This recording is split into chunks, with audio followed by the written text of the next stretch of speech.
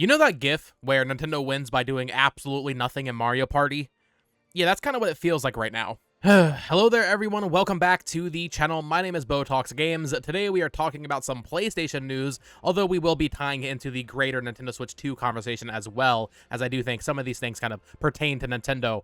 But this morning, PlayStation announced the PS5 Pro, and it looks like a very nice piece of hardware. It looks very high-tech. It has an upgraded GPU, it has advanced ray tracing, and it has what they are calling PSSR, PlayStation Spectral Super Resolution, which is like AI upscaling, basically DLSS, but for PlayStation. So, technically speaking, the PS5 Pro looks very impressive. But here's the issue. It's $700. Genuinely, what is Sony thinking with this price point? I understand PS5 Pro inherently niche to begin with, right? It's only going to be for the super hardcore PlayStation audience. However, I'm someone who would have considered buying it. I love my PS5. I love playing games on my PS5. If this came in at $600 with a disc drive, which we'll talk about, if it was $600 with the disc drive, I would have considered it because I could sell my PS5 for, let's say, $300, and then it's a $300 upgrade. Still probably not the best financial decision, but you know what? Cool, nice, shiny piece of new tech on the home entertainment center, right? Next to the TV, next to the new Switch 2 coming out, right? Like, I would have probably taken the plunge and upgraded to the PS5 Pro if it was only $600 with a disc drive. But they're going for $700 with no disc drive, which is just like, huh? Who's going to buy this? The PS5 is already a meme because it supposedly has no games. Now, I actually don't buy into that meme. I think PS5 has plenty of games, but it's already a joke. How tone deaf can this company be when announcing this new hardware? I don't know if you guys watched the technical presentation that Mark Cerny did for Sony. The first game that we see running on PS5 Pro is Last of Us 2. Are you kidding me? Like, the jokes literally write themselves. That is a PS4 game, and it is a very technically impressive PS4 game. I actually played the PS5 version for the first time back in June, and I thought, once again, like, yeah, it looks on par with other PS5 games, sure. But the optics of announcing the $700 new hardware, and the first game you see being a PS4 game from 2020, they might be the most tone-deaf company of all time, I think. Because are you kidding me? PlayStation is in such a weird, kind of delicate spot right now where the past 3 weeks have been a roller coaster. I mean, they had Concord launch, which I think might be a low point for the company, at least from a software output, right? Like, Concord is an embarrassment to PlayStation. As a company that makes very high-quality, cutting-edge games, I actually enjoyed Concord for what I played of it, but, like, that game is an embarrassment. It's a stand on the legacy of PlayStation. Then you had Astrobot come out, which, you know, turned everybody's heads. Everybody's like, oh, PlayStation has the GOTY this year, even on top of, like, you know, Final Fantasy VII Rebirth being a console exclusive. Like, Astrobot really kind of turned people around a little bit. The conversation around PS5 was starting to improve. But now we get to this $700 price point, no disc drive, and people immediately are turning on PlayStation again. I feel like, optically, if Sony wanted to avoid a dumpster fire with this thing, and I mean, they know what happened here. If you watch the technical presentation from Mark Cerny, the ending of this thing, it's like 2 seconds of the price point, and then it just cuts to black. They don't talk about the price point. It just flashes on screen very quickly. It's like they threw a flashbang in and just ran away because they knew it was going to shock people, but they didn't want to, like, explain it. They didn't want to elaborate, right? But optically, if they wanted this to go over better, you know what would have helped? A PlayStation showcase with video games in it. Like, exclusive video games. That would have made this whole thing a much easier pill to swallow for most people, I think. Having this showcase now, and only being able to show old games like Last of Us, and God of War Ragnarok, and Forbidden West, and Spider-Man 2, and Ratchet and Clank, all incredible games, don't get me wrong. But they're all old. No one's buying a $700 piece of hardware to play old games. That's just not happening. I just feel like, you know, there are rumors of a PlayStation State of Play later this month, or a showcase, or something like that, where they will ideally announce more first-party games. That should have been first, right? Like, do you know how much better this announcement would have gone over if we also already had known about Ghost of Tsushima 2, and I don't know, like a new Naughty Dog IP or whatever Sony Santa Monica's working on? Just, I mean, there's plenty of studios. Bluepoint is another one, the Demon Souls remake devs, right? There's plenty of devs that should be ready to announce a game soon. This announcement would have been so much better if we had heard about all of these games, and then in this presentation they can be like, look how much better this game is running on this new hardware, versus showing a bunch of old games, including a freaking PS4 game. Like, that is, like I said, the jokes literally write themselves. I don't understand their new aversion to announcing games. PS5 has games coming, if you look at what their developers have done recently, we know for a fact that they have a lot of games coming very soon. But you know what's announced right now?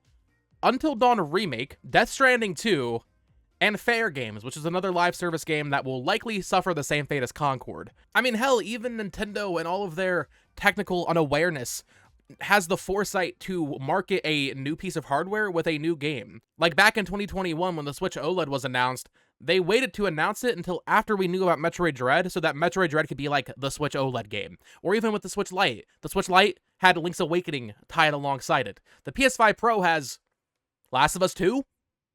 Ratchet and Clank Rift Apart? I mean, okay, I guess. And listen, I'm not trying to disparage the actual hardware itself. Like I said, what they're touting here is very impressive. And I like the messaging of, hey, all of these games that you prefer playing in performance mode, but then you're a little sad, they kind of lose some graphic fidelity. That's not going to be an issue, or at least that's what they're saying. I mean, he did use the term targeting 60 FPS quite a few times in the showcase for my liking, but if that ends up being true, right, if you can play, let's say, GTA 6 at 60 FPS with all the bells and whistles of, you know, the PSSR and all these things, right, that is impressive hardware, and it's quality hardware. The hardware itself is not the issue, but the price point is an issue, especially if you're in another region. Now, we're talking $700 US. This thing is 700 pounds. That conversion, 700 pounds to USD, is $914 for this thing. Once again, a console without a disc drive, and also, it doesn't even include the stand. The stand is an extra $30 US. And then, yeah, the disc drive. Let's talk about that, right? The disc drive for this thing is not included. Now, I understand a lot of people, in fact, most people have moved on from buying physical games on PlayStation and especially on Xbox, but you're selling a pro model. Like, this is for the hardcore pros. I feel like a lot of those people are also the people that would want to have a physical PS5 collection. They are proud of their PlayStation collection. They're going to want to have the physical copy of Astrobot, for example. Not including a disc drive on this thing is egregious. And hey, I'll give them this. They are giving you the option to pay $80 US to get an external disc drive, so you can add it on, like with the PS5 Slim that released last holiday, but that's an extra $80. And the stand is $30. So really, the price isn't even as good as $700, because if you want the full PS5 Pro experience, you're paying an extra $80 for the disc drive, so $780, and then an extra $30 for the stand. So let's just round it out. I'll be generous and round down. $800 for what should be the full package of the PS5 Pro. It's so unfortunate to see cocky Sony come back after what was such an incredible generation with the PS4. I mean, it felt like they just knew how to communicate with us and talk to us as human beings and not just consumers, right? And it just felt like, I don't know if it was just the management, the leadership, I don't know, but it felt different. The PS4 felt like a community of people, and a lot of Sony execs and all that, like on stage at E3 and stuff, like they were a part of that circle. They were proud of it. Adam Boy, Sean Layden, Andrew House, like all of these people made the PS4 what it was and made it a fun console to be a part of. The PS5, it just feels sterile. It's just like, yeah, man, $700, no disc drive, no stand, no video games. Here's Last of Us Part 2. But here's the kind of scary thing, right? I'm under no disillusion that the PS5 is doing bad. It seems like a lot of people on social media think the PS5 is like doing really bad for Sony or something. It's not. It's doing very well. However, let's say the PS5 Pro does really well. I think about 10% of the PS4 install base was PS4 Pro. So let's say they managed to do that. 10% of PS5 install base is converted to PS5 Pro. That likely means that when the PS6 comes out in 2028, honestly, I'm hoping it's later. I'm hoping like 2030 at this point, because we really don't need more hardware in the next 3 or 4 years, in my opinion, from Sony. If this console does well, and it probably won't at launch, but over time, if it ever gets a price shop, which to be fair is unlikely, but if it does well over time, you know, when GTA 6 comes out, when it actually starts getting those tentpole exclusives, the reality is the PS6 will probably be at least a $700 machine, which is just gross to think about. And that will probably also be digital only, which is really gross to think about. At the end of the day, the PS5 Pro is a very niche product for a very niche audience. So it's not like it's inherently hurting anybody in the here and now, but if this console does well, the long-term effects of the price point of this console specifically, of the lack of a disc drive, these are things that could hurt everybody over time. So it is just a niche product, but it's also a product that could be very damaging in the long term. But as I said at the top of the video, I did want to tie this into Nintendo a little bit. Man, they are set up for success right now. So in Japan, the PS5 Pro is 120,000 yen, which is really, really expensive. I believe that translates to about 850 USD. If Nintendo comes out, let's say, even this month, next month, whenever it is they decide to announce the Switch 2, and they say, hey, it's $400, or even, honestly, even if they went up as high as $500, I mean, it's a slam dunk at this point, especially if they have any semblance of third-party support. Sony should be worried. People like to say, oh, Nintendo's not in competition with Sony and Microsoft, and it's like, that's just not true, and it's going to be apparent that it's not true very soon when the Switch 2 does release and completely takes over Japan. I mean, the Switch has already pretty much taken over Japan, but with the price of controllers increasing, with the price of the base PS5 increasing, and with the PS5 Pro price in Japan, Sony's not going to have a market there at all very soon. And why would they, realistically? Unless the Switch 2, for whatever reason, doesn't get, like, Monster Hunter Wilds and other Capcom support, other Square Enix supports. I mean, if you're in Japan, that's why you're buying a PS5 right now. If Switch 2 has those games, there will be no reason to buy a PS5. So yeah, I think this PS5 Pro announcement has set up Nintendo very, very nicely to come out and announce whatever the Switch 2 is. You know, it has DLSS, that's the rumor, at $400, even $450, even $500, and still have it be a knockout of the park announcement. I don't think it'll be as high as $500. I do think $400 is the sweet spot, at least in America. So we'll have to wait and see. But I'm feeling good as a Nintendo fan. I gotta be honest. I'm feeling good right now. But let me know your thoughts on the PS5 Pro down in the comments below. What do you think of the price points? Are you interested in buying this hardware?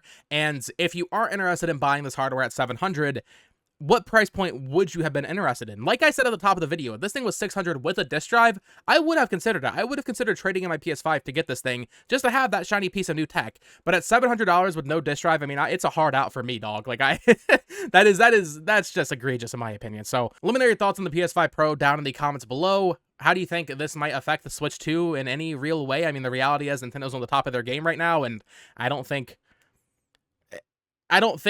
right here and right now it really affects them in any way, although it will certainly make them look better when they announce the Switch 2 in a few weeks or in a month or whenever, right? Like, this optically is just going to make the price point of the Switch 2 inherently look way better, right? But that's enough for today. Of course, subscribe here for more Nintendo Switch news, reviews, discussions, all that fun stuff. That's mostly what I cover here, but whenever there's some major industry news not relating to Nintendo, I do want to cover it. Follow me on Twitter at BoTalksGames. Check out my other channel at It's Amiibo. I did post an Astrobot review, one out on Sunday, so go check out that. And until next time, folks, peace.